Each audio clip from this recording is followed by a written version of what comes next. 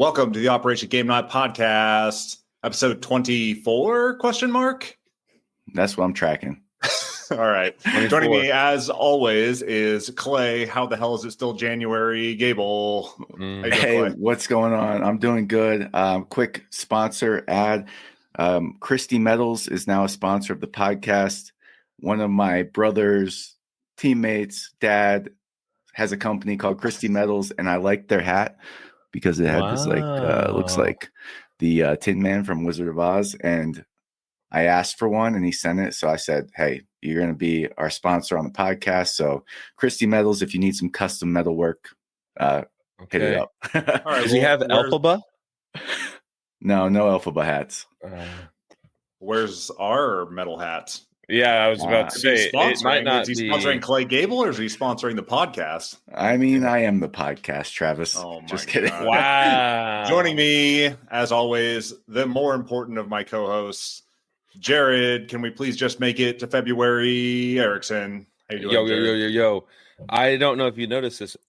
I am also sponsored by, this is Guy Fieri hat. I think we talked about it a couple of weeks ago. I wanted to surprise you. I wasn't wearing this a minute ago for the listener, and now I'm wearing my Guy Fieri hat. And actually, now that I see it on the screen, it's fire, and it's not coming off. So you should wear that all the time. And we have a very special guest today. We have Bo from PunchableGames on Instagram. Bo, have you ever been to Flavortown? Flavortown, yes. That's Guy Fieri, the guy who drives around America and goes to all these little diners, drive-ins, and dives. Oh yeah, I think actually I worked some place where that was on in the background all the time. Oh, nice. No, I haven't been to Flavortown. I live in Denmark. We don't do flavors. No. Oh, really? Wow. And also, flavors. I'm not sponsored by anyone. So if anyone wants to sponsor, try and get you a hat. Yeah, absolutely. Hey, we're pretty close to landing Adele and Taylor Swift with our 21 and 22 podcasts, right? Have they seen that? Yes. They didn't retweet us or anything? I doubt it. Highly doubt it. So yeah, Bo, thank you for joining us. Today we're going to talk some solo games. Bo's been playing a lot of solo games lately. He's preparing for the birth of his new child, in which case he will have plenty of time to play lots of solo games, hopefully. So that's what our mission objective is going to be. But first, we're going to debrief our week. Then we'll do the mission objective. Then we'll go over the fence and talk about what we've been doing outside of board gaming. So, Clayton, take it away. Tell me what you've been playing this week. All right. I will gladly talk about what I've been playing. So, played a lot of games as usual. I'm lucky. I got people there willing to play. The other night, last night it was, Mary was texting with the Spanglers behind my back. And the next thing I know, they've orchestrated a game night without me involved.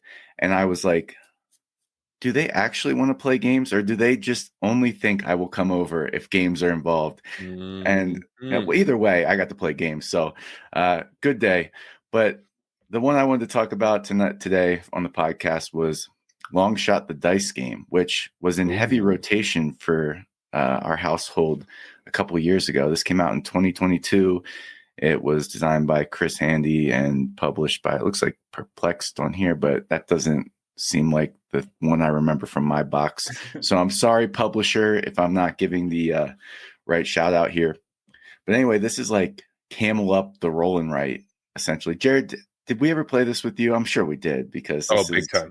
Big time. Yeah. Betting game. You see little horses going across. Oh, yeah. We got the horses. We got bets. We got dice rolling action. Is there some slingshot maneuver on this one too? I can't remember. So yeah, essentially, one player rolls 2 die. One die has a face for every one of the 8 horses. The other player the other die tells you how far that horse is going to move. So you roll those 2 die. Maybe 8 goes 3 spaces, and then each horse on its card has like a secondary movement bar that after that horse gets rolled, all the other horses that are selected on that secondary movement bar get to go as well. So you roll 8, you go 3, maybe 3 goes 1 space, 2 goes 1 space, and then everybody, not just the player that rolled, gets to take an action with the 8 die. And so there's several things you can do. There's like this little concession stand grid where you can cross off that number. And if you complete a row or column, you get to get this special bonus, which I think Jared's talking about, the slingshot maneuver, where you can pick a horse that you want and send them forward 3. You can even send horses backwards, which I don't know how that works in real horse racing, but you can also get money from the concession stand. Another thing you can do with that number is you could place some of the money, a bet with some of the money you have on the horse that was rolled. So, that horse just got rolled. Maybe you're feeling good about it. You place a bet on it. And the horses all start with different odds of winning based on how many times their number is checked off on the other horse's secondary movement bar. So 8's got very few check boxes to start off with on other horses. So it really only moves when its own colors rolled. 1, on the other hand, has great odds to win because its number is checked off on a lot of different horses. So that's kind of how it starts out. You're placing bets. There's other things you can do. There's like a no bet line. You have to get a helmet for your jockey if you want to place a bet on a horse after it passes this no bet line. There's a jersey that you can mark, which allows you to then mark another horse on that secondary movement bar for the horse. So anyway, it goes pretty quick. It's like a 25-minute game. You're betting, you're cheering. It's all the fun of Camel Up in a smaller, faster, dry erasey package. And I am glad. It's been years since we played this, and now I'm like, okay, we got to play this more often because we got whole new groups of people to play with, and I think it went over really well when we played it the other night. So a lot of fun. Long shot, the dice game. Would you call this one a roll and write? I mean, you roll and you write. I mean, I'm going to call it that. I don't know what this says about me, but I did not remember this game until you said the concession stand. And I was like, oh, yeah, we definitely played this. I remember that. Yeah, this game was great. The concession stand, yeah, there's your little writing thing. Yeah, it's a lot of fun, as you can see. You got your money, you're spending it, you're betting, you got wilds you can use. So it's a good time. Bo, have you played this? I haven't, but it's been on my radar for a while. It's been remade in an even smaller box, right? Really? Like it was called Win, I think. Okay, yeah. Sort of even more portable. Dang. Okay. There's a lot already little, isn't there? Yeah. This was a good one. But yeah, that's my debrief for the week. Awesome. Nice. Camel Up killer. Jared, what you been playing this week? So I don't think I've played anything in person. I did. We had a snow day over here in Alabama in the deep South. We got a little bit of snow. So I did spend that time to reorganize my Dune box and my Arnak box. So I got these little like card holders off of Amazon to kind of rearrange the decks and stuff. So it's easier to get it to the table whenever that happens. Luckily, both of those games, you can play a solo mode, which I can maybe talk about later.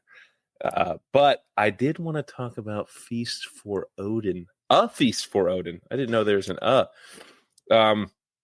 originally came out in 2016. Uwe Rosenberg, the man. Is he the second to the Doctor, or how do you feel about this, guys? Are you talking about like in terms of amount of games he's designed, or like my esteem of him? Your esteem. No, he's not second to the Doctor. His games are all kind of the same to me. So I don't know about Bo. Pony. Wow, shots fired. I think it's hard to get to compete with the Good Doctor, at least because he's made so many games. But I think if you're going for a worker placement game, yeah, Uwe is hard to get to to top. I think. Oh yeah. Feast for Odin, Agricola, Oh yeah. Caverna to some extent. Oh yes. I What forgot about about those. Are also Vita great. Lacerda for worker placement? That's too heavy. Yeah, It's his games are heavy. too heavy for me too. It sounds like we have a future podcast topics already growing. Yeah, I like it. But I busted this one out on Board Game Arena with my good buds. Hashtag Carlin, hashtag Clay. And sorry, Travis, I am again leaving you out of games. Yeah, thanks a lot. Actually, I don't know who set this one up. I don't think it was me. Actually. I think you have Carlin to blame. I don't know. I'm throwing her under the bus. She's not here, so she can't defend herself. So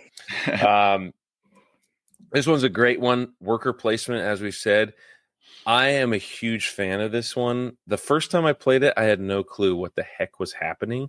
And then the second time I played it, I lost my mind. It was so cool. You're placing your little worker to, travel around the what kind of sea would you call this? Where are they traveling? Where do Vikings travel? Everywhere, man. Everywhere. They're going everywhere. You get boats to go get more resources. You can get like whaling boats where you roll a 12-sided die. Like you get rolling, you get worker placement.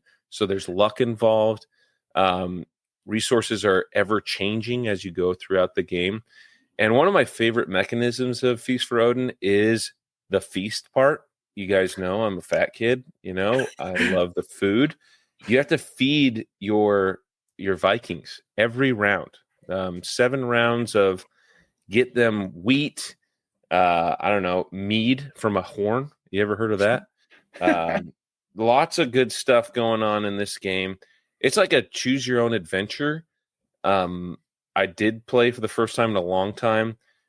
Clay, unfortunately, I think he got rocked. Yeah. Sorry. Yeah. Well, here's the thing. I am a professional engineer in construction management, so I know how to place my workers. All right. I know how to make sure they get to the right spot to be the most effective. And by the way, I remember to feed my Vikings, unlike Clay, where he takes a -4 token every time he forgets to feed his Vikings. Like it was one time. Okay, yeah. I don't know if I've played a game with Clay and he hasn't had to take that token. Oh my god! But it's a load of fun.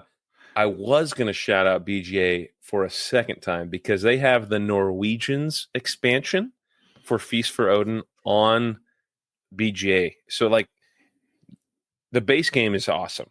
Norwegians blows your mind. There's extra pieces that you can get to either feed. I think I kind of glossed over the fact that you're supposed to also fill out, like you call it a tableau. Would you call the big negative board? The big negative board. Like your home, you're trying to fill out your home base essentially with these green and blue tiles here on YouTube. You can check it out. You can also put money in there or coal, another resource that you can get. But the key to this game is getting all these bonuses and then traveling to the extra islands with your boats up there in the top left. So I absolutely love this game because you can work your engine to the max. Okay. So there's all these different resources and you can upgrade the resources to put them on different locations. So the reds and the oranges are the lower resources, and those ones you can feed your Vikings with, or you can put them onto sheds and what do they call them? Sheds and like little long houses, cottages. Yeah. But then you can upgrade those same tiles into the blue and green to fill out your main home base, as well as these extra islands that you can explore using your boats.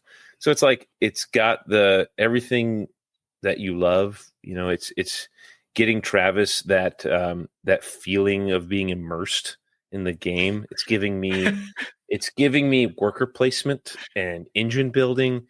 And Clay just likes a good time. This one's a good time. All right. And when I say time, have some time ready to pour into this one because it takes a long time. I think the first time we played with Mike, and we were doing it on a school night. I don't think we got out of there till almost midnight. But the playing time says 30 minutes to 2 hours, I think. So it would probably be close to the 2 hour mark, especially because there's so many decisions to make. Complexity is like close to 4, right? So it's a toughie. But trust me, it's worth your time. It's I think I put it number 2 or number 1 on my top 5. I mean, now that I played it this week, it's back to number 1. So, and you can play solo mode on BGA. Did you guys know that? Yes, I did. Yeah. It's incredible. Anyways, I yield back my time. Hold on, Jared. I want to say something real quick. This is the game that easily I'm the worst at, that I like the most. I don't know how I'm this bad at it. I've played it so many times, and I have no idea how you get enough of those freaking tiles to fill out extra islands. I can never even barely fill out my own, like my starting negative board, and then you go grab more negatives and somehow fill them out. Seriously, I don't know how. Are you using cards? Like what? I will tell you. How are you making that happen? If you want, subscribe to the YouTube page, and then I'll tell you. Just kidding. You can't be afraid of exploring into the unknown. I don't know how many times I've said that in this podcast. That was the first time. You have to. That was literally the first time. You can't be afraid of going after those islands. In fact, Iceland right there that you see is one of my favorite islands to go get. And it's because of the engine. You need to build this engine by so you place your little green and blue tiles, but if you leave those icons open between rounds, you get that resource. And so getting a stone and a coal every round is super helpful. Getting one of those barrels is super helpful. Getting a fish to feed your Vikings super helpful. And you're getting extra cash each time too. It's totally worth it. You do need to invest in boats early. So that's why everyone goes for the wood as soon as possible, because they want to get the boats. So this one is really key to get boats, but the Norwegian expansion kind of flips it on its head a little bit. I have not fully flushed this one out. I think animals are really key in the Norwegian's expansion, because base game you get sheep and cows, but in the Norwegian's expansion it also adds pigs and horses, and so there's a lot more options for your animals. And between rounds, if you have multiple animals, they breed and you get more animals. So there's your engine just firing on all cylinders. I could go on and on and on about Feast for Odin. Bo, what are your thoughts on Feast for Odin? I've only played it on BGA, so I haven't played it physically on the table. I've never ever had a game that took as long as it says on the box.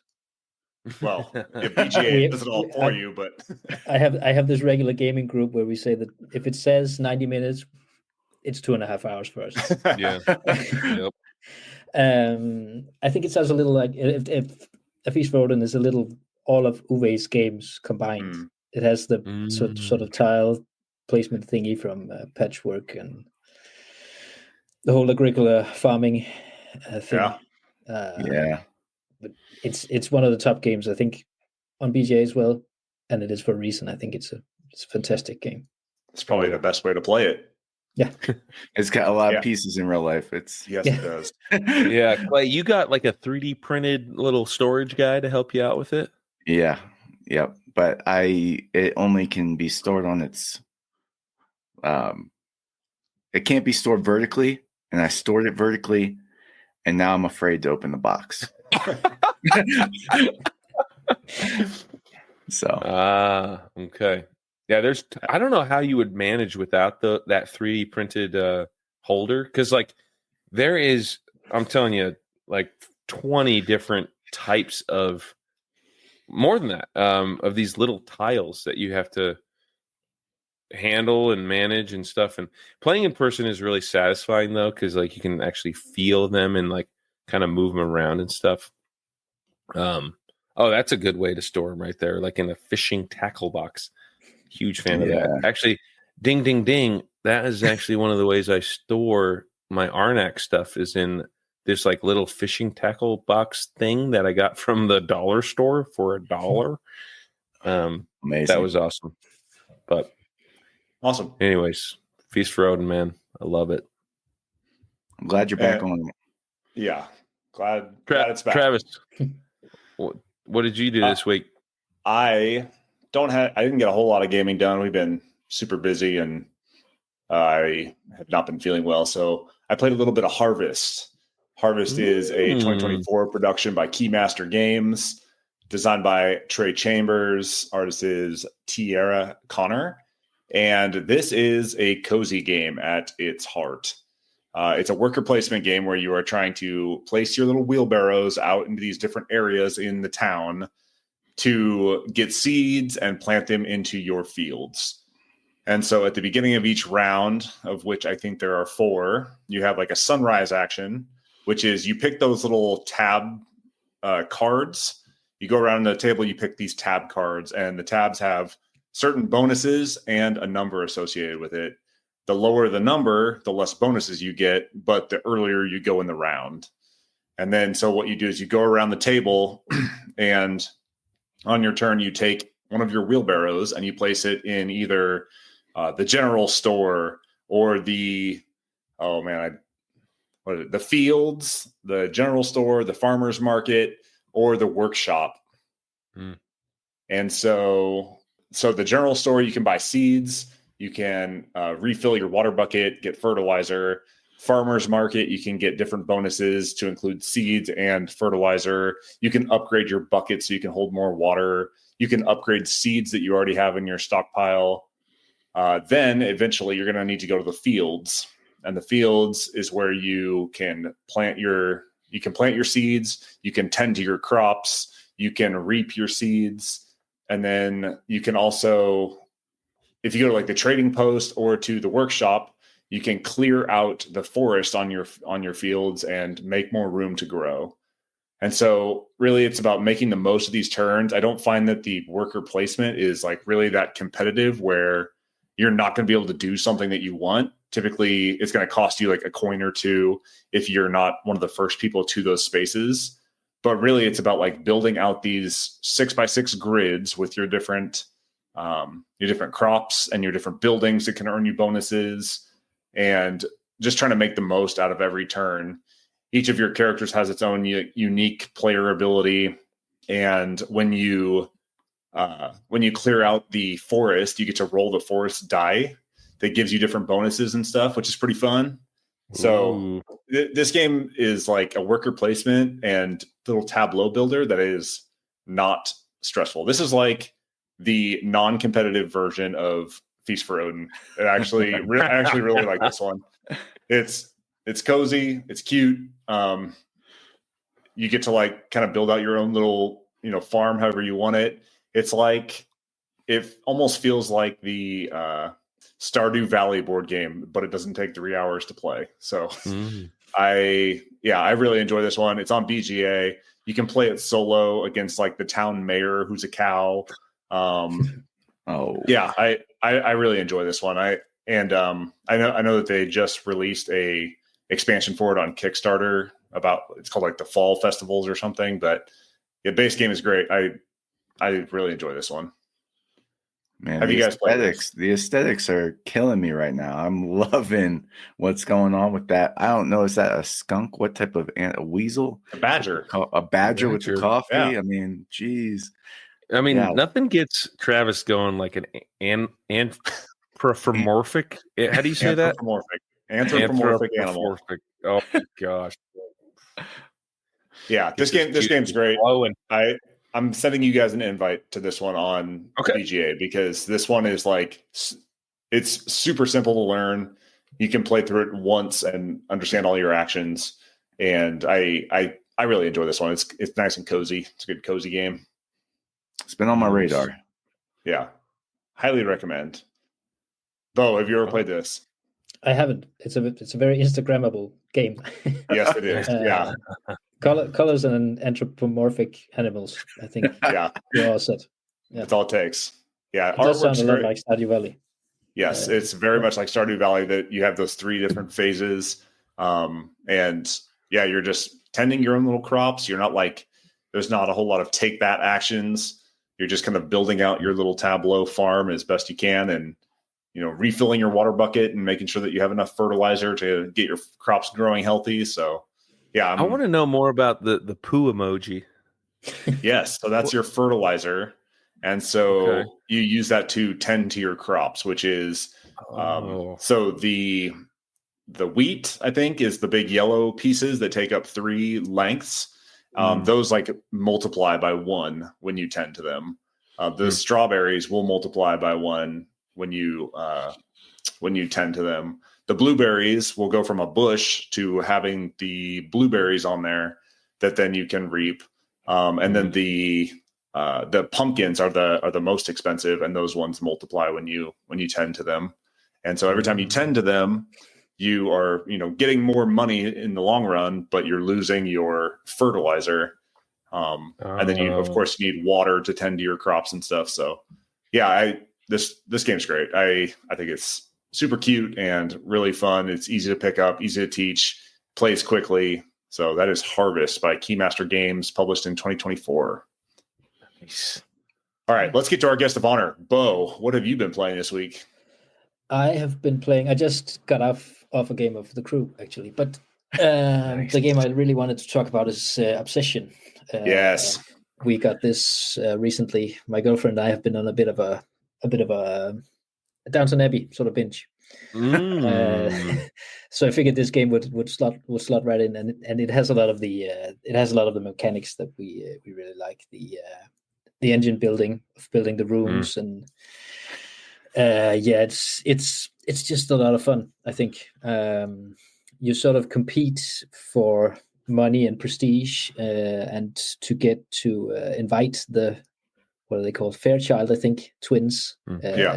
Who are extra prestigeful guests, and then you have to manage your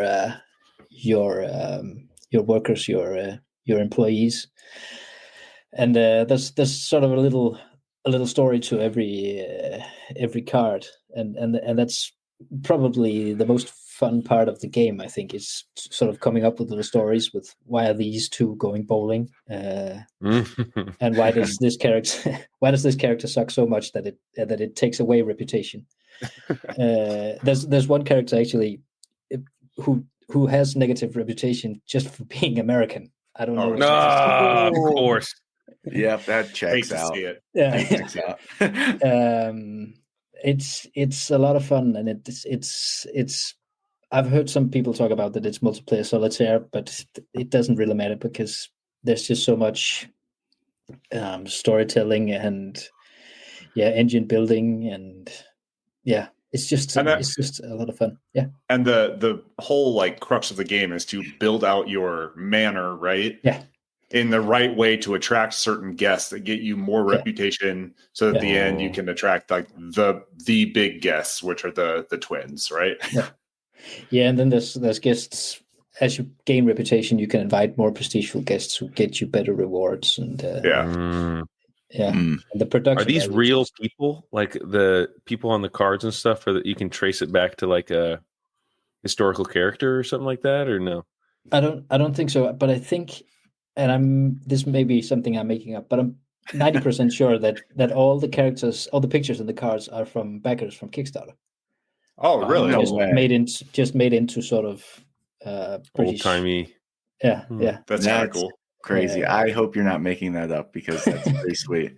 And we might be on the fake news outlets now. Yeah. I'll gladly believe that, and I'm going to Petrie's right after this and picking this up, Ben, because that's so cool. Yeah, that's awesome. It is very cool, and it's a game that Dan, I can't remember his last name right now, that designed it, who has actually been taking a lot of feedback from fans in the development, also in making this the second version, and and every family has the little colored box for their components, and love that. I also heard that they have a expansion that just came out that is really good and pretty well loved by fans. Have you played with the expansion yet? I haven't played with the expansion yet. I just got it 2-3 weeks ago. Okay, nice. The base game 2-3 weeks ago. But I've heard the upstairs downstairs expansion should be really good. Yeah, I would have to say I probably wouldn't play this. We were talking about games that take a long time. This doesn't take a long time if you 2, but I think at 4, and I think with the expansion it goes up to 5. That would take forever. Not great. That's what we played Distilled the other night, and I love Distilled, but the 2 times I played it with 4 players, it's gone 3 hours. Whoa. And I'm like, I do not want to be just playing Distilled for 3 hours. Like, I do not get enough out of Distilled to be playing for that long. And I feel like, 2-player count is usually a pretty sweet spot for some of these games that are less interactive. Yeah, I agree. I love Distilled. We played it 5 players once. Oh, I think it took an entire evening. Oh my gosh! Yeah. Wow. Yeah, this looks awesome. I want to check this out. I've heard a lot about this one, and I guess I've never really looked into it that closely, or I've never seen it in my friendly local game store. So, obsession. I'm gonna have to check this out. Yeah, it's great. Yeah, I'm hoping I could lure Mary in with the theme on this one, because she's dabbled in these type of what is it? Is it medieval? What type of era is this called? Like a Victorian? I think it's Victorian. Yeah. Okay. Yeah. I've seen her poking around Netflix about some of these shows. So she might. She's a fan of Bridgerton or Downton Abbey. Oh yes, Bridgerton. That's the one. Yeah. This is slots right in there. Yeah. Excellent. Yeah. It's awesome. Over. All right, are we ready to do the mission objective? Let's do it. Let's fall in. All right. Mission objective today is we're going to talk some solo games.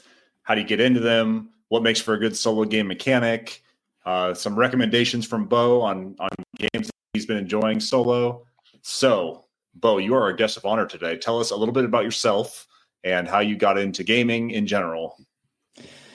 Yeah, like you said, I'm Bo. I do the PunchableGames Instagram that I've been doing since October 21. So I started. I've been playing games since probably, I think, 2008, 2009. But the more, should we say, hobby side of gaming started in October 21. Probably in connection with the pandemic, as I think a lot of people got more into board games during the pandemic.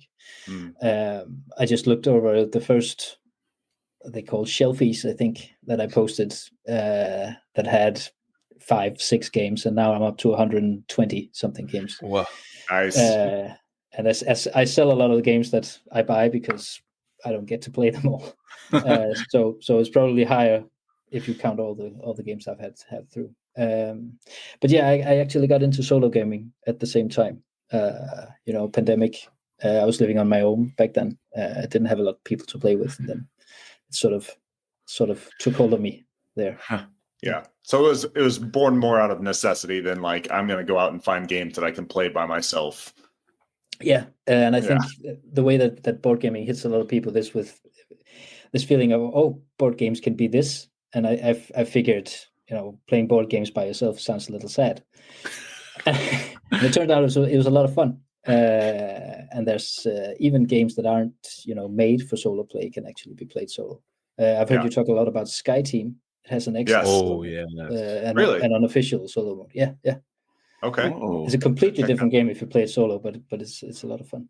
That sounds. I was going to ask, what was your gateway game getting you into board gaming? Either solo mode gateway game, or how'd you get into board gaming back in the 2000s? I actually have the very first sort of board. I think it was either Carcassonne or Bonanza. One of those two. They came around. Great they entered my games. collection. Yeah, and great gateway games too. Yeah.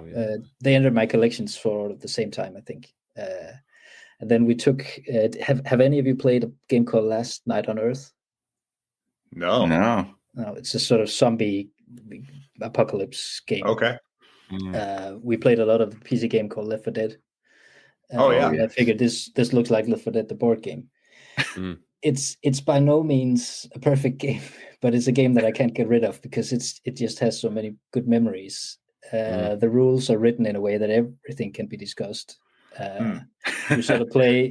You sort of divide it into two teams. One team plays the zombies, and the other player plays the Well, I like humans. But the problem is that every card there's no. The language is so ambiguous that you can interpret it so that it means anything.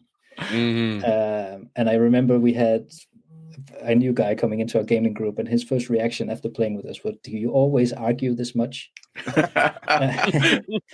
So, and yeah, we do. But I think the game that took me from sort of those two to my hobby gaming was Wingspan, actually. Yeah. Nice.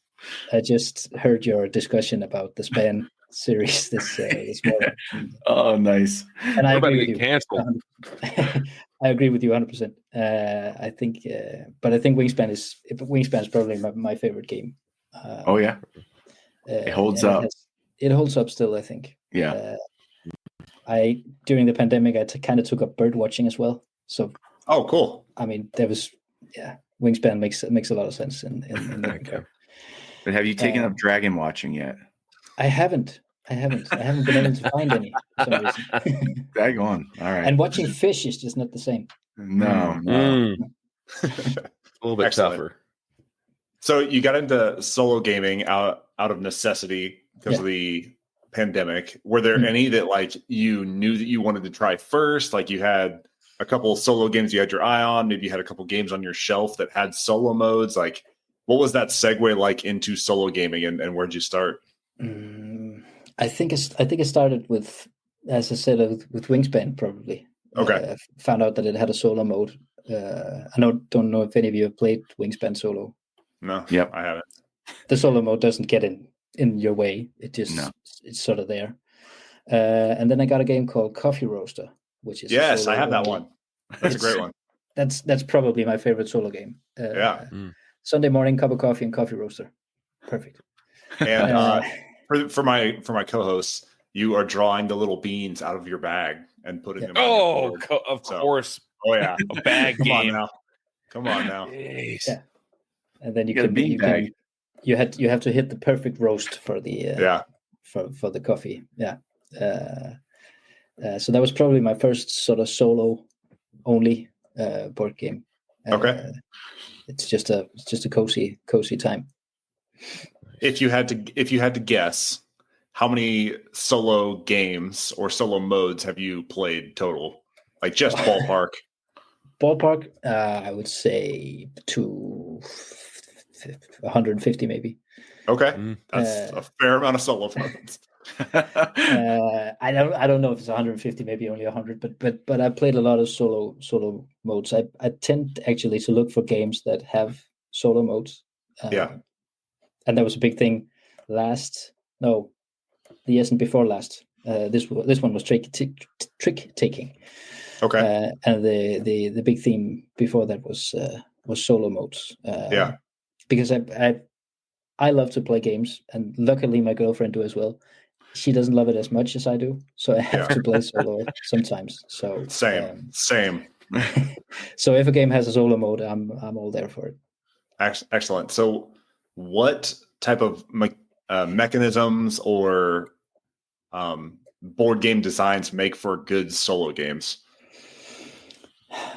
I was thinking, you sent me this question in advance, and I was thinking about it, and I actually kind of landed on a sort of a dodging sort of answer because it's sort of the same mechanisms as you enjoy in a multiplayer game. Okay. There are some, of course, that wouldn't work. Auction games, hidden movement games, work very poorly. But I think push your luck generally. We talked about Coffee Roaster pulling the tokens out of the bag. Conservas is another game that's also pulling stuff from the bag and sort of pushing your luck. And I did a little research what people were saying on the internet, and it seems, and I agree with this, that there's a difference between input and output randomness. Okay. Gets a little nerdy now, but input randomness is sort of that you get, for instance, chits pulled from a bag, a dice roll, cards that are drawn. That's sort of the randomness, and then you have to act on that. That often works really well in solo games, I think. What's an example of output randomness? Output randomness would probably be, and I haven't been able to find an example of this, a concrete example, but it would be that you take an action and then you draw a card. Oh, okay. So you take an action but don't know what the consequences of that action would be. Jared, sorry, go for it. No, I was just going to say, like, one of the things, I mean, going back to Feast for Odin, I do like the single player mode. That one, you essentially are just using the same exact board, except for using two different colors of meeples. And so, like, you can't, if you go there this round, you can't go there next round. So that is a helpful way to, like, kind of block the worker placement type solo mode games. But also it just makes, like, you're stringing together your moves like a whole lot, like, further ahead of time. You're like, do I take this now, or maybe I'll take it next time so I can do it again or whatever. But, like, yeah, it's tough to find mechanisms that you like or that transfer over, I guess, maybe. But, I mean, maybe it sounds like Bo and Travis are a lot more well versed than Jared and I at this. I mean, my extent of solo gaming is like My City Roll and Write and Trailblazers, games that take 2 seconds to set up and like 10 minutes to play is kind of as deep as I can go. I have played out of desperation because it was all the hotness. I wanted to play Arc Nova, and Mary and I got halfway through a game and it was like 3 hours in, and I was like, yeah, we're calling it. And so I learned the solo rules for that and played it by myself a couple times, and it was fine. But I just have found that yesterday, preparing for this conversation with you, Bo, I wanted to impress you. And the family was out doing whatever. Kids had a birthday party, and I was there by myself. And I was like, Stamp Swap has a solo mode. I'm going to learn it. And I sat down, I got the box out, started flipping through the solo rules. I was like, God dang it, this seems like it's going to be more than I want it to be. And then I pulled up a YouTube video of someone explaining the solo rules. And 15 minutes later, I was packing the box back up. I was like, yeah, can't do it. So I'm sorry I couldn't impress you with my solo prowess. You impressed me anyway with that nice hat. That's right. There you go. Yeah, so I feel like a lot of people bounce off of solo modes for that reason. Like, they start digging into the rules and it becomes too fiddly, or they feel like it's going to be more work than it is enjoyment. So what makes people bounce off games like that, and how do they get past that? I think for me, the solo games that I bounce off of, or solo modes that I bounce off, are the ones that have a long setup time. Mm-hmm. Because I think if I have to spend 20 minutes, half an hour putting up a solo game, I've lost interest by the time I get to the actual game. I think what people bounce off of is also that a lot of the things I like about board games is the stories you tell afterwards, and you have no one to tell these to. I mean, if I pull off an awesome move in a solo game and go tell my girlfriend, she'll be no. So you kind of have Bo, we're here for you. You can tell us. Thank you. If you have a sweet move, let us know. I'll record it and send it to you. Yeah. And the things that I think that you kind of have to be in the mood for a solo board game, and I'm not. Okay. I love playing solo board games, but it's not always that's what I want. It's a bit hard for me to say what people bounce off of, because I think it's very from person to person. But I would say that the things there's two things that make me skip solo mode. That's one, the long setup or teardown time, or the second, if there's some games where you just play two-handed co-op, so you sort of play two characters, and if I do that, I lose interest in at least one of them. And I've bounced off of Jaws of the Lion, the Gloomhaven. Oh, really? Not the mini, but the MIDI version. Because of that, I can't get into games where I have to play two characters. It has to be one. That seems kind of cheap to me. It's just like, if you want to play it by yourself, just be two people. Just pretend to be two people. Just pretend you're more than one person. It's like, instead of them conforming to you, they're making you conform to a multiplayer game. Yeah. And I said that. Root have a single player game, a single player mode? I think so. Actually, I think one of the expansions. Root with the robots. They have the Clockwork expansions that. That'll give you robots for all the other different factions. I can't imagine many people are doing that by themselves, but maybe, I don't know. I was just thinking like, I was thinking like Corvid, like you could be the Corvid, and then just all the birds go to one spot. Oh, ding, ding, ding. And you like just put a bomb right there. Boom. And it's like you're playing yourself. You're like, oh, you idiot. You fell into my trap. Yeah. Okay. So Bo, expansions. Bo, do you tend to enjoy like games that are like designed for solo play, or do you think that you lean more towards multiplayer games that have a solo mode? I definitely lean more to multiplayer games that has a solo mode. Really? Especially because that way I get more. It feels like I'm getting more bang for my buck. I can play that's fair. In both. But when it sort of became popular to develop solo modes, all games had to have them, and it's not necessarily all games that are good solo. Over this left shoulder, there's Fractured Sky. Fantastic game to play multiplayer. It doesn't work with any less than 3 players. So they have a solo mode, but it's basically me playing against 2 made up opponents. Yeah. So there's a lot of it has a lot of ups and downs, these solo modes.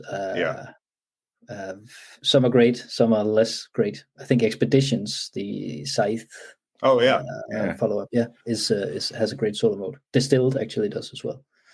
I'm not just naming games from my shelf now, but awesome.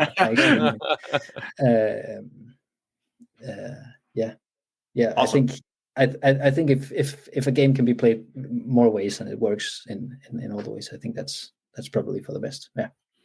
Okay, if people have never played a game solo before, or they're new to the gaming hobby, can you make a couple of quick recommendations on games that you would recommend to play solo? I would definitely recommend Coffee Roaster. Okay. And a game called Under Falling Skies. Yeah, I love that game. Check Games. That's great, and it's quick to set up. The rules are not that complicated. It's like Space Invader, the board game. Yeah, exactly. Some dice rolling. It's awesome. Yeah. Really? Yeah. And when you place a dice that place a die, it's a die when it's English. Yeah. When you place a die, that spaceship moves down, and then you have to protect your base. It's a lot of fun. Yeah, that one's great. And actually, if people are playing, if we're talking to hobby gamers that are playing hobby games already, I would say take one of the games that you know already and try out their solo modes, because if you have to learn a new game and learn the game solo mode, that adds another level of complexity that you more often than not don't need. Yeah. And I think like you said, like I have a lot of games that have solo modes, and I'll pull them off the shelves just because either I love the game and I don't get it played all that often, or it kind of makes me feel like I get a little more bang for my buck because I can invest in these games like, oh, at least it has a solo mode, and it might not get played any more than typical. But yeah, it makes me feel a little better about myself. Yeah, I actually heard a guy once. He had the whole argument that collecting board games and playing board games is two different hobbies. But he said that if you have a board game on your shelf that you haven't played yet, technically you have a perfect board game sitting on your shelf. So I kind of think that applies to solo modes as well. I have a lot of perfect solo games sitting behind me. Yeah. Love it. Well, before we wrap up this conversation, you guys got anything with? You guys got any questions for Bo? I am glad you came on, and after my failure yesterday with Stamp Swap, I am feeling more invigorated and ready to dive into a solo game. I'm gonna have to check out Under Falling Skies because I have looked at that before, and I was like, will I do it? But now that it's been talked about on our podcast, and you've given it such a high recommendation, I think I'm going to try it out. It plays in something like 20 minutes as well, so you won't be sitting there perfect by yourself all night. Yeah. It's like worker placement, but with dice. So you like roll a bunch of dice, and then you're placing the dice down below in like the subsurface base that earn you different bonuses, and you're powering up your base, and you're digging out new areas with this little like construction tractor looking thing, and then it's moving the spaceships down to attack. It's pretty awesome. It's got some good replayability too, because there's different cities, I guess, that you can play as. Like aliens are invading all over Earth, and you can play as like Los Angeles and Melbourne and whatever. And they've got like different setups and different, bases that you're building out. And it has a campaign as well. Yes, it does. I had one more question for Bo, kind of off topic, but I see some of the newest hotness up there on your shelf. SETI. Yeah. Give me a hot take. What do you like? Is it good? I absolutely love it. Okay. It looks a lot more intimidating than it is. We sat down and I looked at some videos and read the rules, and I figured this is going to take us all night, and it didn't actually. It looks complicated, and it is. It's not a simple game by any means, but it's once you get the hang of it, it kind of flows really well. It has a bit of a sort of Lost Ruins of Arnak kind of feeling. Ooh. I know. When I saw this come out, I was like, Jared's going to lose his crap if he ever gets a hold of this game. Okay, I'm listening. It has the most used cards, and you can only choose one action each round, and it sort of has different tracks, and it has a lot of. I saw someone describe it as sort of the best of the Euro games, just all mashed into one. Ooh. Talking our language. I love it. Okay, Bo. So before we're going to keep you around for the Over the Fence, and you can tell us what you've been doing outside of board gaming. But before we end this conversation, why don't you give us a plug for anything you've been working on, anything you want people to go check out? First of all, I would love if people checked out my Instagram page, PunchableGames. That's where I spend most of my time. So you'll probably be able to reach me there, and I always like it when people say hi. So please do. I have some projects coming. I'm starting a blog, maybe a YouTube channel. Yeah, let's see. But like you said in the intro, I'm also having a kid in a little while, so I may be AFK for a while, but I'll be back. Busy times ahead. Yeah, go check out PunchableGames. He puts out awesome content, always has fresh takes, does great reviews, and super fun to follow. So yeah, thank you, Bo. And you'll find the link in the description. Yes, link in the description. Link in the show notes. So are we ready to go over the fence, guys? Let's head over. Clayton, tell me what you've been doing outside of board gaming. So since we're now esteemed YouTubers, I was drawn to this Max documentary about this vlogging family that. No way. You're taking my Over the Fence right now. Oh my God. Do you want to team Go up? ahead. I don't know anything. I don't remember her name or anything, but her name's Micah Stauffer, and they were a couple, and they started like doing these family vlogs, and they got really popular, and then they decide to adopt a child from China. I don't exactly know what happens, but from the trailer, it seems like they adopted this kid and like we're kind of using him as like the star of the show to get a bunch of views and all these like clickbaity things about, oh, look at our adoption from China. And then they just stopped posting about him and nobody really knows what happened to this kid. They suspect they might have sent him back. So I don't know. There's only 2 episodes out right now. I've watched them both. It's pretty interesting. And just like the whole like YouTube vlogging world is kind of interesting to me now, like the amount of followers that people get doing this stuff. But it's an interesting little documentary if you have Max and want to check it out. Jared, would you like to tag on to my over the fence? Well, Clay, whatever you do, don't Google her name because it'll spoil the documentary. But she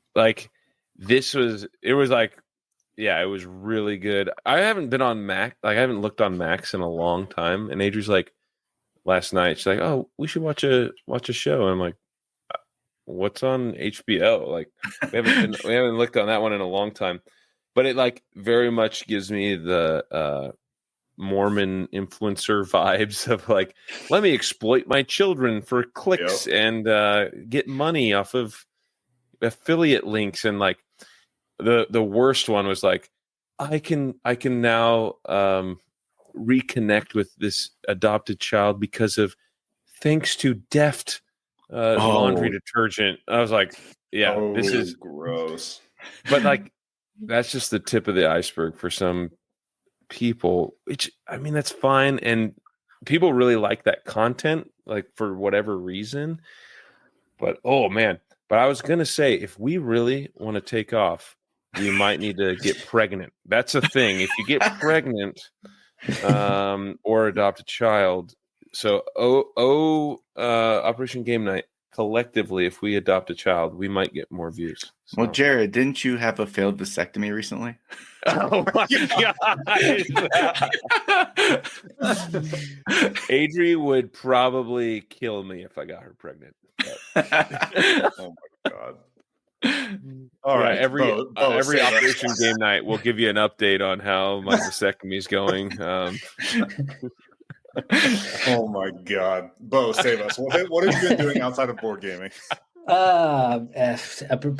Preparing for the baby. It's probably the boring answer. I've been working quite a lot because I can be off on leave from now until the next 2 weeks. So I kind of have to have a clear an empty mailbox. That's a bit hard for me. So it's been a lot of working, a lot of preparing for the baby, installing baby seats in the car, and that sort of thing. Here's a hot tip. Oh, got a lot of opinions on babies here. Yeah, I'll go first. What's the parental leave like in Denmark? I get 2 weeks after the baby has been born, and my girlfriend has been on maternity leave since the beginning of December. And she has, I think, until August, and then I get 11 weeks paid off. Oh, wow, awesome! And then we're paying for a month extra. That's amazing. Good for you guys. Heck yeah. Is it your first baby? Yeah, it is. Here's a hot tip. Make sure that the bags are packed before the water breaks, because I was throwing things in a bag in the middle of the night, and we just about had our kid on the Autobahn. So no, man. we have bags packed, and actually we have a list that says with everything that we need to bring that hasn't been packed yet, and where it is, so I know where to go when we have to pack them. That's beautiful. I have a very structured girlfriend. That's an advantage when you're like me. But where do you work at? I was going to ask where you work. Where do you work, or what do you do? I do communications for a small Danish municipality. Nice. That would be the equivalent of your counties, I would expect. Okay. We're sort of two people who handle all communication for the municipality. It's just 24,000 people that we need to Wow. communicate to. So we have a lot. We have a lot to do. And then, What's the primary means of communication? It's Facebook actually, and we have a newsletter coming out. Yeah, Okay. the Facebook thing has not exploded over here yet, but we'll have to look at it if it does. TikToks? Are you doing dances or? We should. No, actually, all Danish public employees have been told not to have TikTok on their work phones. Ah, interesting. Yeah. So no, we're not doing a municipality TikTok. We have been asked to several times, but this isn't a political dancing podcast, so we won't get into any of that. No. Great. So I expect the next newsletter to go out will have a blurb about Operation Game Night and how everybody. Okay, all right. Just want to make sure. Yeah. Awesome, good. Well, congrats on your new baby. Thank you. And I hope everything goes well. Keep us posted. We're rooting for you. Thank you. I'm going to go over the fence real quick and tell you about a rabbit hole that I fell down. Uh-oh. And it's not really a rabbit hole, but I'm in trouble. Your boy's in trouble because I found out that the game Balatro is available on your phone. I'm calling it right now. This is a game. It's a video game that was developed that will be remade into a physical board game someday. I'm calling it. Mark the date, 26 January, 1809 local, 1709 Zulu. Okay. This game is based on poker hands that you are playing against a blind. Okay. So you go through these different levels and it's like kind of run based. So you are dealt a bunch of cards, right? It's a typical 52 card deck, and each level is a different blind or like a score that you have to beat. And you do that by playing poker hands out of your, 10 card hand that you're dealt. And then as you go along, you unlock these jokers, and these jokers will do different things to your score. So like it'll say you score a different, like a 3 times multiplier for every heart that is played in your hand, or you get 10 bonus points for every face card that's dealt or whatever.